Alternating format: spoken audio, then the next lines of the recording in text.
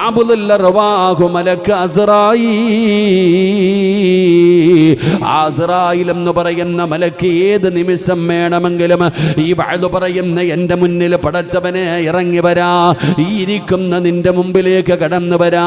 പോകുമ്പോഴാണോ, വീട്ടിലേക്ക് പോകുന്ന വഴിയിലാണോ, കിടക്കുന്ന സമയത്താണോ, പടച്ചവനെ നിസ്കരിക്കുമ്പോഴാണോ, പടച്ചവനെ ഹോസ്പിറ്റലിലാണോ, എവിടെ വെച്ചാണ് മരണം നമ്മുടെ മുമ്പിലേക്ക് കടന്നു വരുന്നതെന്നറിയില്ല.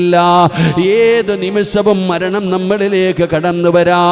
അതുകൊണ്ട് എൻ്റെ പ്രിയപ്പെട്ടവരെ, ആ മരണചിന്തയോടുകൂടി വേണം നമ്മൾ ജീവിക്കാൻ. അങ്ങനെ ഒരു ചിന്തയൊന്നും നമുക്കില്ലടോ.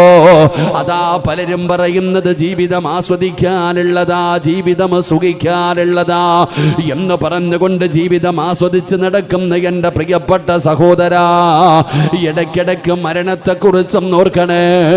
മരിക്കേണ്ടവനാണെന്നുള്ള ചിന്ത ജീവിത